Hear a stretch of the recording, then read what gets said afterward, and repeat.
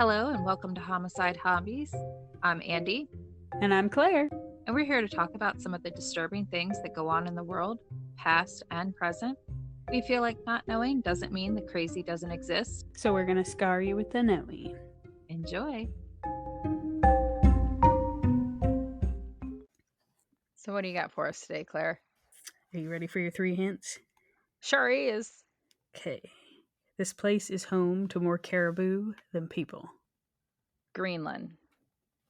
It's so cold, even the air feels like it could bite. Canada? It's the only U.S. state where the sun sometimes doesn't rise and sometimes it never sets. Alaska! Correct. Ding, ding, ding. We're going all the way north to Alaska. And this one is darker than the long winters there because tonight, or today, this morning, whatever chunk you're listening, we're talking about a man who turned the wild, icy wilderness into his private hunting ground. A man who didn't hunt animals, but hunted people. This is the story of Robert Hansen, the butcher baker. Ooh! I know you haven't watched Dexter, but they did like a reboot on Dexter, and they based it off of this feller. Oh, so you're going to tell it to us. Go ahead. No, I don't know anything about him, the fact and fiction versus you know what I mean? Yeah, and made up so it made a real good story. Yeah. But go ahead and tell me yours and then we can compare notes. You took notes? In my brain hole, so they're real sketchy. Oh. So they're based on actual. You know what? It's like playing telephone by myself because it's like, did I remember this? Did I read this? Did I watch it on the TV? Is this even about the same feller? I don't know. You fell asleep and finished the rest in your head. Anyway. Well, this case was also brought to us by a listener, Jody. So thank you for that one. Thanks, Jody. We begin. Dun dun dun. So the woods are quiet, except for her breathing. Her boots pound against the frozen earth, breath coming in ragged gasps, tears frozen before they can fall. Somewhere behind her, a snap, a branch, then silence. She doesn't know where she is, only that she has to keep running. The cold burns her lungs and the trees close in like sentinels. Somewhere in the dark, a man waits, patient, calm, and armed. He's not chasing in panic. He's tracking. When the echo of a rifle cracks through the Alaskan wilderness, the only witnesses are the spruce trees and the snow. Robert Hansen wasn't your average serial killer. He was a baker, a husband, a father, and a trophy hunter with a taste for something more sinister than game. Now, who is Robert Hansen? This feller was born February 15th, 1939 in Iowa. Whoa. He was the son of a strict Danish baker. He grew up shy, painfully awkward, with a stutter so severe it made him dread speaking, and acne that would leave his face permanently scarred, with deep pockmarks that even adulthood couldn't hide. I don't know why you think that's funny. Poor feller. Yes. Well, anybody who suffered from acne as a teen, I mean, I feel like, the self-consciousness of being a teen and, Yeah. it just makes you more, or really whittles away the self-confidence. And his mom must have been like a pimple popper or something, because if you leave it alone, it doesn't scar the shit out of your face. So for him to have scarred that badly, that he's got potholes on his face, are we sure it's not from like chicken pox? They said acne scars, Andrea. I didn't delve into his dermatology records. Why not? So in high school, girls would mock him, and Aw. you figure being a teenage boy, you want the girls' attention, but not in that way. But so instead of the swoony girls, he got laughter, which would make him a very upset teenager. And like many who grow up angry and invisible, Robert started to fantasize about rage. Now again, his father was super strict, harsh and demanding, and in an effort to escape that, Robert joined the Army Reserve. To get yelled at by somebody else? Well, and he'd get hitched. And he's going to try to give a good try at a normal life. He even becomes a volunteer firefighter. Aw. But something in him, something cold and resentful, just kept growing. And in 1960, at 21, Robert is arrested for arson. burning down a school bus garage. Now, being a volunteer firefighter, he was the first on scene. All right. It doesn't All take right. him doesn't take him long to figure out Robert also set the fire, and he would tell police it was revenge against the town that always laughed at him. What? I Why? What does that have to do with school buses? You're gonna make it so none of the children can go to school? I got darty-eyed because it seems like, okay, if you grew up, you joined the military, you got married, like, it seems like you're beyond your teenage years, but this fella is really clinging to all of that, something awful. And can you imagine being married to somebody who's just still fixated on all the girls that laughed at him? Okay, well, Maybe his wife laughs at him. yeah, maybe. But he's going to be sentenced to 21 months in prison. His wife would divorce him while he's in the clink. I would too. It's around this time that he's diagnosed with infantile personality. Sorry. I didn't know that you could be diagnosed with being childish, Evidently. you big ass baby. He could be like, I am medically diagnosed as being childish. I get away with this one. All right.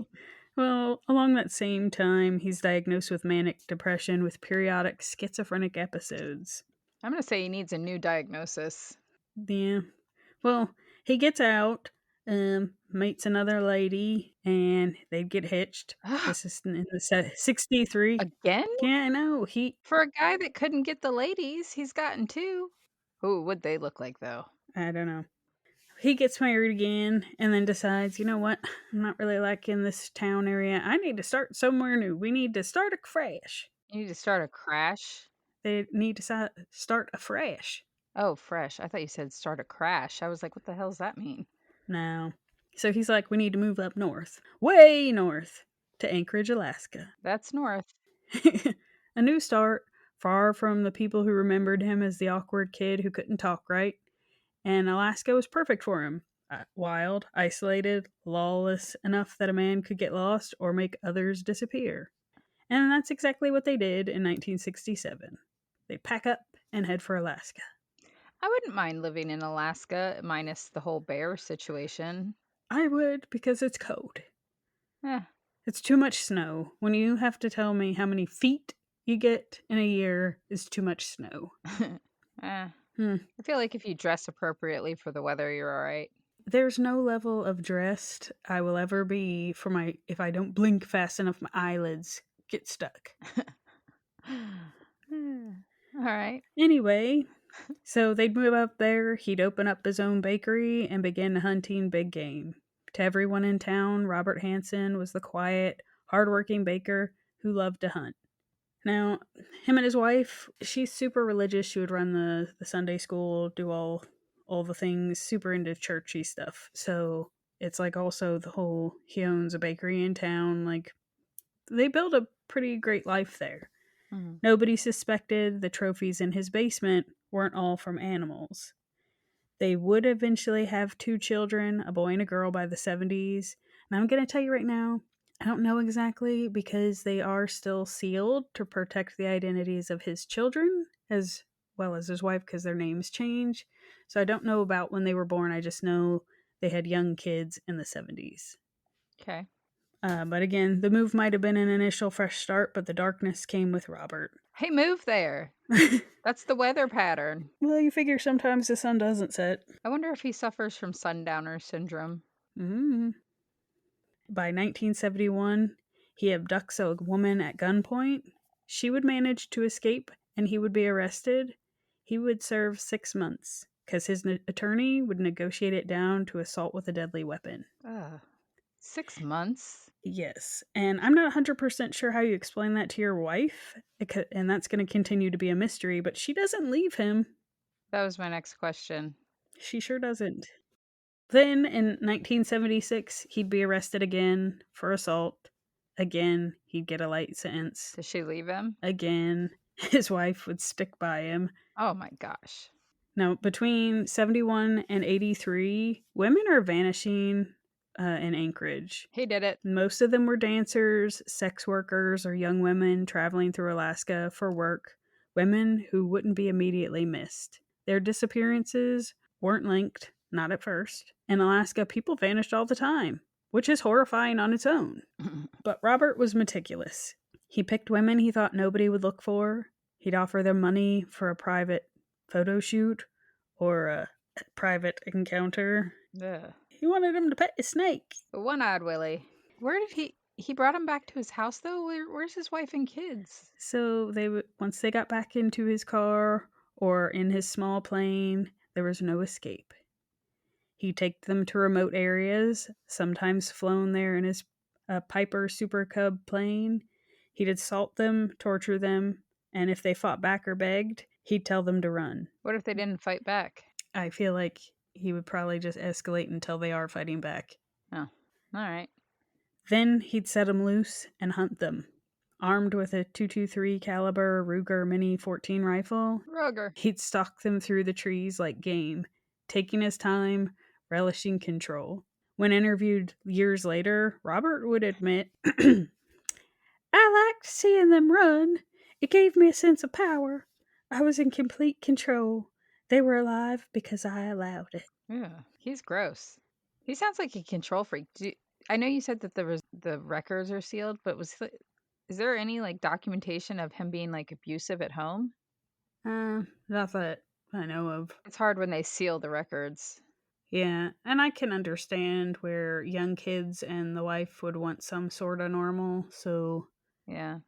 Now let's talk about those women who went missing, because all too often they're remembered as statistics, not as the people that they were. Now we have Eklutna Annie. She was found in 1980 near Eklutna Lake Road, and that's why she was called that. No one ever reported her missing. Aw. She was young, maybe 19, maybe 20. Petite, strawberry blonde. She wore red high-heeled boots and a brown leather jacket. She's believed to be his first murder victim. Her true name is still unknown to this day, which That's sad. super sad. Now, and then we have Sherry Moreau. She was a 23-year-old dancer. She disappeared in 81. Her body's found near the Knit River, buried in a shallow grave. Forensic teams found shell casings from Robert's rifle near her remains. Now, mind you, when they do that, they don't know it's his rifle Right. yet, but they're going to find casings. They are going to match his rifle. Then we have Paula Golding. She's 30. She's found not too far from Sherry. Her jewelry matched items later found in Robert's home, trophies that he decided to keep. Sue Luna, she's 23. She went missing in May 82 after agreeing to meet a man for a supposed photo shoot. Her body was found years later in the same wilderness. Then we have Robin Pelkey. She was 19, for decades known as Horseshoe Harriet. That's a terrible name. It's from where she was found. It was near Horseshoe Lake. Yeah, but still. Instead of having... So again, plenty of people go missing, so I guess they can't have 1,500 Jane Does. So they name them based on where they were found. Don't ever let somebody name me Horseshoe Harriet. Andrea, if we know it's your body they dug up, you wouldn't be called Harriet. But her remains were found in 84 near Horseshoe Lake, and she wasn't identified until 2021. Oh, that's heartbreaking. Yeah. Now, they're able to use forensic genealogy to find her family and give her name back. What was her real name? Because right now she's stuck as Horseshoe Harriet. Robin Pelkey. Okay. Because she went missing at 19, and that is so crazy. From 84 is when her body is found to 2021. It's crazy, and it's sad because the reality of her parents not knowing whatever happened to her is very real, because that's a long time, and depending on how old they were when they had her is whether or not they were still alive or with it enough to know what happened to their daughter. Right. That's really tragic. But each woman had a story, is the point. Each was more than a victim. She was a daughter, somebody's sibling, in some cases a mother. But to Robert Hansen, they were all prey. He later told investigators, after I'd go home, take a shower, and go to work, nobody knew. I was just the guy selling donuts. Ew. He wasn't a frenzied killer. He was calm, organized, calculating. He treated murder like a sport, one that blended seamlessly with his life as a respected member of the community. And he might have gotten away with it forever, if not for one woman, Cindy Paulson. In the summer of 1983, 17-year-old Cindy had been working the streets. Ah, Like a lot of girls, just trying to survive. She's young, vulnerable, and struggling, and ah. she's about. What's with you and the 17-year-old prostitutes? It's disturbing how many there are. But anyway, she's about to run into good old Robert. He offers her money for sex, $200, and she agrees and gets into his car. She immediately notices the handcuffs and he pulls a gun. Cindy is bound, gagged, and driven to his modest family home, a small, ordinary looking place with hunting trophies lining the walls. In the basement, Robert chains her by the neck to a wooden beam and rapes her repeatedly. Where is his wife and kids? So I would assume, since she was always active with the church and doing things like that, I wouldn't be surprised if this is when she's running Sunday school or doing any of the things that, like, she doesn't know where he's at. It's disturbing. It's disturbing. Could you imagine finding out that, like, somewhere in your house, Dave had been, Chaining people up yeah. Ugh. makes the wood shop seem a little suspicious. But he tells her he'll take her to his cabin in the wilderness, and he says they'll spend the weekend there. Cindy watches his every move, memorizes what she can, the airplane tail number, the layout of his basement, even his stutter when he speaks. But before Robert can load her into his bush plane, she manages to slip free of her cuffs. When he's distracted, running barefoot, terrified, she bolts from his car. She's still wearing a metal chain around her neck. A truck driver sees her and stops and takes her straight to the Anchorage Police Department. Good for him. Well, and to them, Cindy's story sounds unbelievable. A quiet baker, a plane, a man who hunts people in the woods. Some officers hesitate. Well, I think his wife being so actively involved in the church, I'm going to guess, Yeah, it sounds made up and weird. yeah, it doesn't fit what you would imagine. Yeah. But one detective, Greg Baker, decides to listen. I thought it was weird that it was a A detective baker. baker and he's a baker. Yeah. It just made me dirty-eyed. I was like, oh. Now, to him, Cindy describes Robert's stutter, his short, stocky build, his red plane, and his home's distinctive trophies. Now, detectives check Robert's background, and sure enough, he's got that criminal record, packed with his arson, theft, even past abductions. And mind you, the abduction he only served 6 months for, it's just like, it kind of does the whole, this sounds like this could be our feller who we've also been trying to connect. Yeah. They bring in the FBI for a psychological profiler. John Douglas from Quantico confirms their suspicions. The killer they're looking for is an unassuming man who'd be well liked, skilled at hunting, living a double life. And that fit Robert Hansen perfectly. Armed with Cindy's testimony and a search warrant, police raid Robert's home on October 27th, 1983. What they find is beyond anything they expected. Hidden behind a panel in his attic, a small catch of nightmares. Jewelry boxes filled with women's rings, necklaces, earrings, souvenirs from the dead. Then they find a .223 caliber Ruger mini rifle, the same weapon linked to the shell casings found at burial sites. Then they find IDs and photos of missing women. And if that weren't enough, the most chilling discovery of all, they would find a folded aviation map with 37 red X's across Alaska's wilderness. That's terrifying. It's disgusting. Each X, Robert later admits, marked a place where he took a girl. Some are confirmed murder sites, others we'll never know. Why? Because it's a fairly large map, and if you make an X on it, it still engulfs a larger area. So if you don't know where to look, it's a needle in a haystack. Gotcha. Now, when the FBI and Alaska state troopers cross-referenced the map, they realized many X's lined up exactly where already discovered graves had been found near the Knit River, the Eklutna Lake, and Horseshoe Lake. But here's where it gets complicated, and this part never makes the headlines the way it should. Robert confessed to killing 17 women between 1971 and 83. He was only charged with 4, those with physical evidence strong enough for court. He eventually admits to 17, but his map has 37 marks. So what happened to the rest of them? Some of the bodies were never found, the majority were not. Now, Alaska's wilderness is brutal. You've got deep snow, dense forests, hungry animals, and decades of erosion. So many women killed were never reported missing. They were travelers, dancers, women with no family nearby. Robert himself was vague. He told investigators, I tried to make every mark a memory. I can't always remember their faces anymore, but I remember the places. Of those 37 marks, only about half were ever matched to confirmed victims. The rest remain lost, perhaps buried, perhaps scattered over time. It's one of the most haunting details of this entire case that somewhere out there in the forests of Alaska, there are still graves no one's found. That's heartbreaking. And it's also disgusting that he's legitimately admitted to I don't know, they kind of all blur. Like, he tries to remember them, but some of them he's just forgotten because of the volume. Yeah. He's just got a leaky brain hole. Mm-hmm.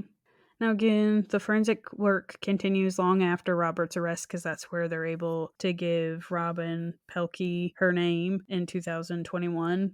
Mm-hmm. But others, like Uklina Annie, remains unidentified today. Her case is still open, her bones preserved in evidence, waiting for a name. Now, faced with overwhelming evidence against him is when Robert decides to confess. In February 1984 is when he accepts a plea deal, confessing to all known murders in exchange for serving his sentence in Alaska rather than a federal prison. Over 2 days of interviews, Robert spoke calmly, methodically, describing each abduction, assault, and killing. He showed investigators on aerial photos where to find the bodies, often drawing a small X in the same spots marked on his private map. Still, he does it while chillingly emotionless. It wasn't like they didn't have a chance, he said. Oh, it wasn't like they didn't have a chance, he said. I'd tell them to run. If they made it, they were free. He paused before adding, none of them ever made it. He's disgusting. Uh-huh. He admitted to luring women with money, sometimes promising photo sessions or private encounters, then holding them captive. He described the rush of having them panic while he tracked them down. Hunting was always something I loved, but it stopped being enough. Prosecutors charged him with those 4 counts of first-degree murder, 1 count of kidnapping, 5 of sexual assaults, and 1 of theft. The court sentenced him to 461 years plus life without the possibility of parole. The judge told him, Mr. Hansen, this is the first time I'm sure of one thing. You'll never hurt anyone again. He was sent to Spring Creek Correctional Center in Seward, Alaska. He died there August 21st, 2014 at 75 years old. Tell me his wife left him. I was hoping you'd ask. Yes, she would file for divorce after he was convicted of the murders. It would be finalized in 87. She would pack her bags, sell the house, sell the bakery, change her name, and move her and her children out of Alaska, which is where their identities would remain private so that they could start anew. That's horrifying. Oh, I can't even imagine. But Robert's crimes left scars across Alaska, not just in the wilderness where he buried his victims, but in the trust of a community that thought they knew him.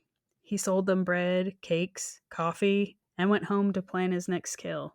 He wasn't a monster that you figured you'd see or envision in the shadows. He was standing right there behind the counter. Even today, not every X on that map has a name, and maybe that's what haunts Alaska most. Not what Robert did, but what's still out there. Because when you think about it, the wilderness never forgot. It just kept its secrets under the snow. That's a chilling story. It's disturbing. It's disturbing that he just... I can't imagine so many people being hunted. And just the fear of being tracked, really. So, And Alaska's huge. So it's just like, what's going to get you? well, and also the fact that, like, you're being hunted, but it sounds like a lot of these ladies didn't really know their way around the wilderness. So to be dropped somewhere and not even know if the direction you're trying to escape to is just Is towards more wilderness or. right. And then I guess that comes to that current question. If you're alone in the woods, would you rather be come across a man or a bear? That's such a stupid. In this case, the bear. Yeah. Well, when people started asking that or putting that shit around Facebook, no one said, would you rather take the bear or the armed man? I'm just saying, these ladies actually found themselves in that situation. Maybe that's what started the question. Maybe.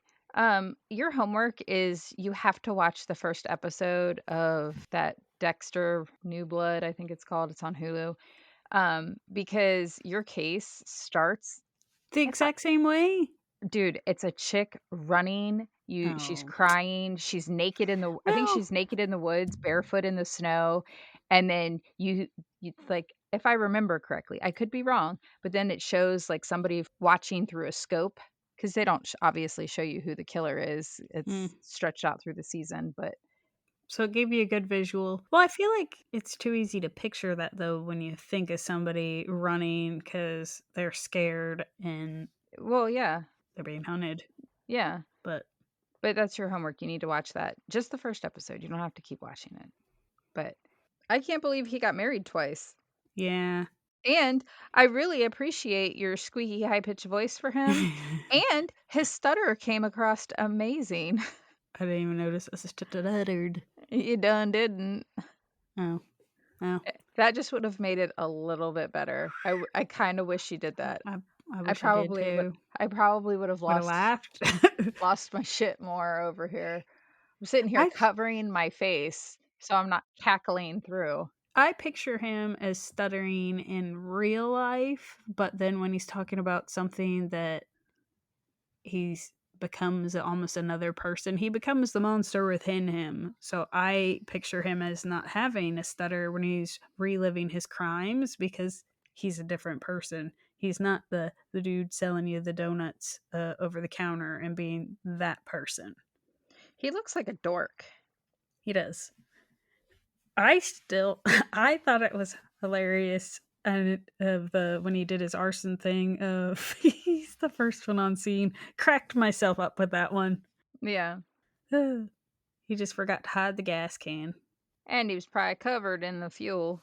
And they probably got there and were like, dude, you're a volunteer firefighter. Why are you fanning it? He's like, oh, well, actually, I was trying to burn it down. I'm like, yeah, we can't have an arson on the fire department.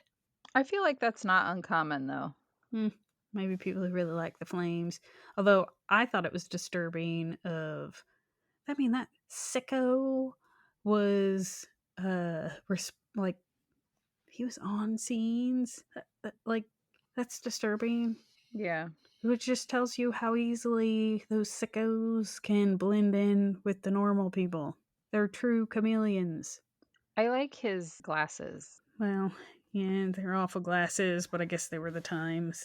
Yeah, they're the big, thick black along the top with the Mm-hmm. wire at the bottom. But I guess it's the light, but it looks like they're taped together. They probably are.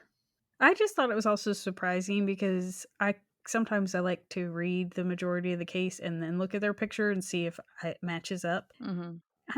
I'm also surprised how much of like the murdery people are pretty twiggy guys. Little man syndrome. Infantile. His face doesn't look that bad. No, Yeah. I don't know why. There's several different articles that'll say he had pock face, but then I also thought of it like the cases that you've done where like articles will describe a woman as rat faced, and Oh yeah, that was awful.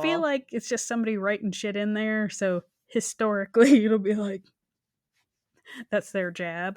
So Yeah. it's a weird win for somebody. Because I'm sitting here, I Googled him and I'm looking at different pictures of him. Don't see pock faced. It doesn't. Like, I was expecting something like almost Deadpool style of like scarred up, weird looking feller. I mean, But he is weird looking. I think he looks like a normal guy with some dorky glasses. Yeah. Like, I don't think there's anything abnormal about his face, especially like the younger pictures of him. Hey, so when you pulled up the email, did Uh-huh. you look at the victim list? Uh-uh. I was looking at the pit chars. That's a lot. Look at the second to the last one. Ah! What the fuck, Claire? I am not 100% sure why they have her name as Andrea Fish Altery, unless potentially the last name was Fish, but the other one where it's, or the other victim where it's Dylan Sugar Frey, was Fish her nickname? And my God, I'll take Horseshoe Harriet over my nickname is Fish. Yeah. Okay, so I take back the Horseshoe Harriet. No, what's done is done. Don't let me be called Fish. Andrea Fish. Ugh. Mm-hmm. But I was laughing when you were getting hung up on Harriet. I appreciate that you didn't throw that in there. I mean, I guess you kind of did, but Yeah. Well, it's one of those of I don't know. yeah. What a piece of shit. I'd be curious to see what his kids grew up to be like. I did attempt to do that one, but then I also had mixed feelings because I understand where the wife dropped him, changed their names, and moved. The most I got was that they moved to the Pacific Northwest, which would generally be like the Washington, Oregon area. But then when it's like they don't even get into details of like what their birth year was, other than he had a boy and a girl. Well, yeah, and I think there's a certain amount of privacy that because they were children. It's just, that whole nature versus nurture concept Well, of, you figure if they were born in the late 60s, I mean, they were near, like, they were older teens when that happened. yeah. So you know how the other day I was saying that you remind me of our aunt, and my daughter not only looks like you but has similar mannerisms to you, and like I would just be curious like what his kids ended up being like how much of their Yeah. dad do do either one of them have his temper? Well, it's got to be horrifying. I would hope that since they were old enough, I don't even want to say to understand because I don't feel like at any point if you find out your dad killed people No. that you'd be able to understand, but maybe old enough to be like, you want to repel all the things about him. So you want to be as positive and a great person as you can be Yeah. to kind of Be the opposite. shed that, right? Of this is what you don't want to be. I think that would come down to what their personalities are like. Well, and the other side of it is if everybody thought he was this great person, then you really didn't know your dad, thankfully, but that was a completely different person. And I also think it's wild, the double life. Well, I think that could also lead to a lot of confusion and anger that if not dealt Yeah. with in a healthy way could lead to some I feel like rage, kind of like what happened with him. if you became a serial killer, they'd connect the dots. Only if you get caught. But no, I'd be curious more on like if the hate to put this on the son because I realize women do it too, but if he ended up with like a domestic violence type record Mm. or you know what I mean, something or even her. Or an arsonist. Right, but you know what I mean? Like, if there's a certain level because also back in the 70s, I don't feel like mental health for kids was really a priority. So, the concept of dealing with your dad is a serial killer and was raping and murdering women in the basement, Yeah. I don't know how you would deal with that, and if it was something that back in the 70s you really didn't talk about or really focus on helping those kids. I hope their mom I hope she dealt with the fact that she was married to that weirdo, that creep, and was able to pull her kids through in a healthy way. Yeah. That's crazy. Yeah. It doesn't make sense that he was only charged with 4, but they found 17. So that they could connect him to. But if he told them where 17 of them were, why wasn't he charged with 17? Why was he only charged with 4? Or unless they looked at it like 4 is enough, the expense of going after him for more just isn't worth it, which is sad. Well, so I think it's down to, like, again, with the other cases where it's like whether he confessed or not, of the things that they can link to him, of like, those are for sure.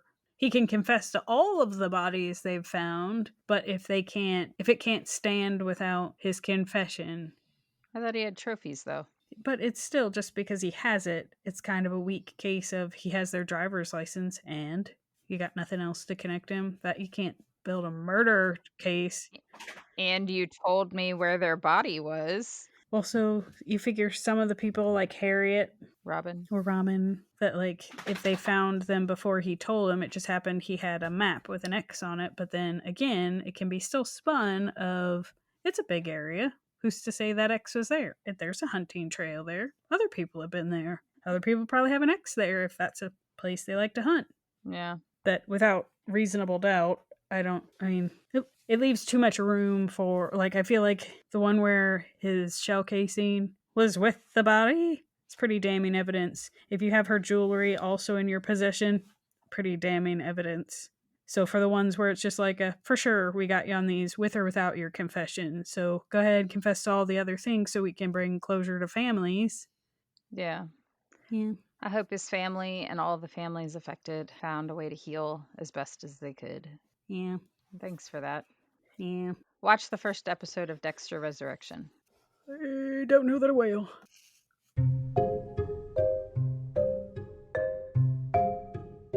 We hope you enjoyed today's episode of Homicide Hobbies.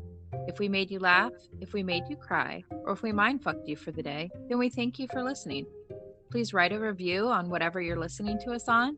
Tell your friends, tell your family, tell your coworkers. We're freaking awesome. And join us next week for another episode of Homicide Hobbies. I'm Andy. And I'm Claire. That's all we've got.